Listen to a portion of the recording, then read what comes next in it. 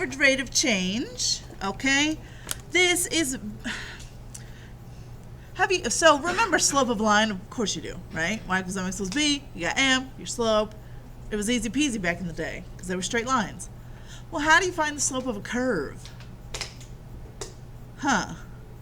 Well, it changes, doesn't it? Right? Like if you just look at a parabola, right? The rate that it's changing changes, right? If I look in this little section of the graph, it's changing pretty quickly, whereas if I look in this section of the graph, it's not changing quite as much. So what we can do is we can find the average rate of change in a given interval. So that's what we're looking at here. Okay, so we have some function, and I want to choose an interval that I want to find the average rate of change of. Okay, so how do we do that? It's actually pretty simple. So all we're going to do is we're going to take whatever this interval is, and I'm going to take each of those values and find what the value of the function is at each of those values. So in other words, it might be better to look at the example down here. So I have some function, and I want to find its average rate of change between -1 and 3. So what I'm going to do is I'm going to take 3 and pop it into my equation. See what comes out. Okay, so that's what we do right here. Find f of 3. You're going to take 3, pop it right into your function. Comes out as 15. Then I'm going to do the same thing with the first value, the -1. So this is always referred to as a, that's always referred to as b. So I take b, pop it in the function, get a number. Then I do the same thing for a. Take a, pop it in, get a number. So there's that right here. So I'm just plugging each of my values into the function. So far so good? And then we're just going to follow this formula. So f of b, that's the number you got when you popped in b. And then I'm going to subtract from it f of a, the value I got when I popped in a. So I'm going to get some value in my numerator, and then I'm going to divide that by the difference of b and a. Okay, so that's what you see right here. So we took f of b minus f of a, and we're going to divide it by b minus a. And it just spits out a 4.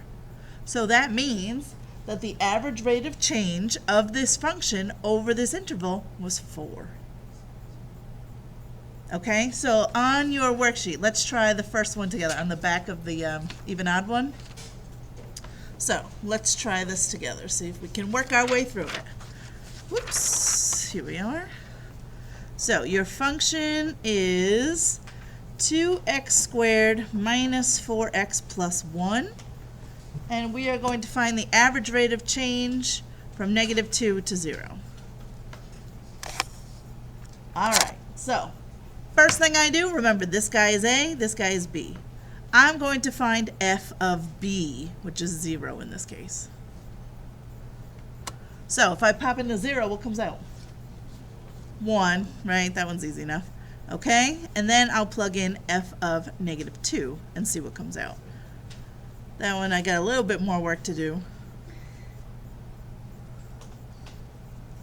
But it's still not too bad, right? So that's 8 plus 8 plus 1, 17. So now that I have those two values, I'm pretty much ready to just pop it in my average rate of change formula.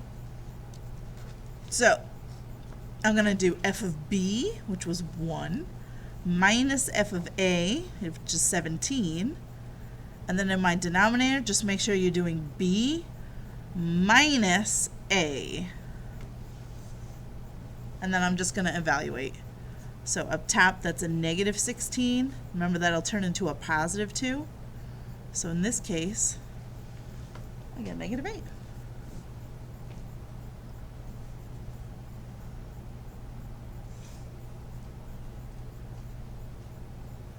Is that all right? Yeah, it's not too bad. You just gotta remember, keep track of who's who. Okay, so go ahead and try number 2.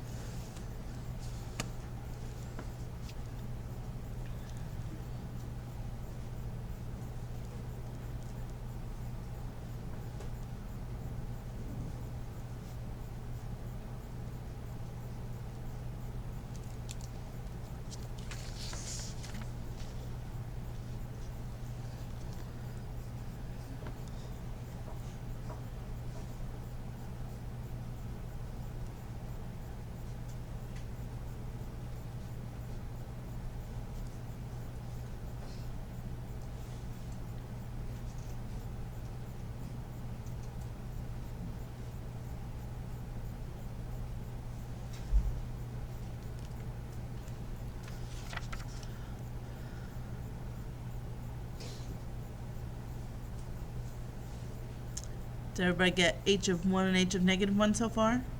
Okay, so I got negative 4 and negative 4/3. So far, so good. Now we're going to take those values and pop them into the function, to the formula, sorry. So I want f of b minus f of a. So minus a negative 4/3 all over b minus a. Please be careful with your signs, right? Because that's going to change everything. So these are going to turn into pluses, so are these. So on the bottom I've got a 2, and up top, let's see, that's negative 4 and 1 1/3 is negative 3, negative 2 and 2/3? Yeah, right? Negative 2 and 2/3, which is 6, negative 8/3 over 2. But of course I'm not going to leave it like this.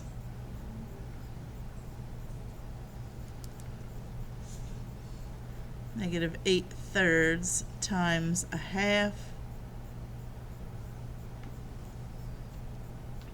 I get negative 4/3 in the end. That's my final answer.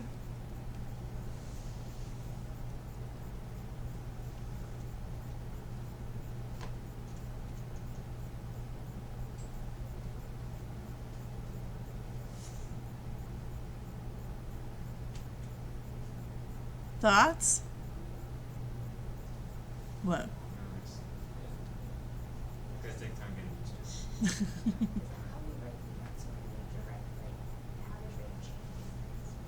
Oh, just the number's fine. Yeah.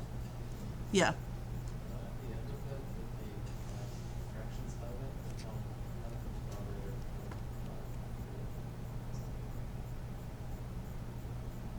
Oh, it's not. I did keep change flip. Keep your numerator, change to multiplication, and then multiply by the reciprocal. Right? don't you have to multiply 2 and You could. How do you divide a fraction in a fraction? no, I thought you have to vary of it. I thought you have to multiply the denominator. Oh, you do, but you'd get 8/6. I just reduced right here. Sorry. Yeah. So you could get negative 8/6, but then you're going to reduce it to negative 4/3 anyway. So I did my reducing first. If I didn't write it or say it, sorry.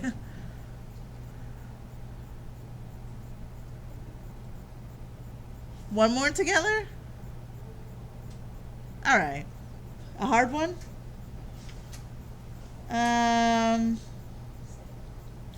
We can do 6. All right, 6.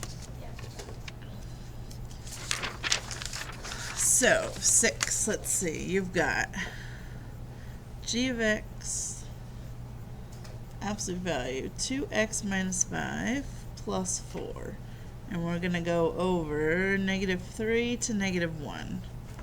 Okay.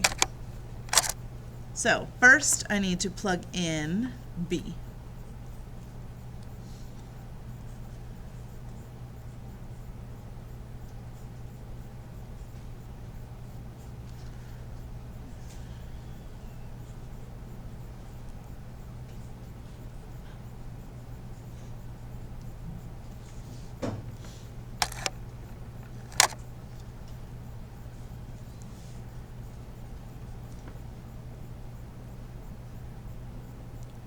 Did everybody get 11?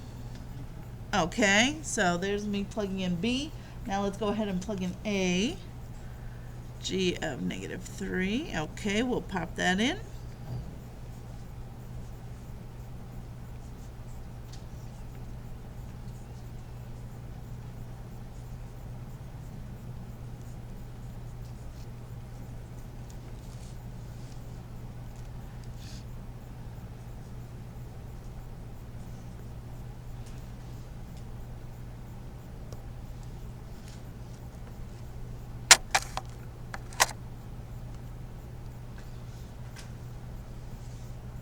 All right, once I have those two, I'm good to go. So let's do f of b, which was 11, minus f of a, which was 15, over b, negative 1 minus a, so minus negative 3.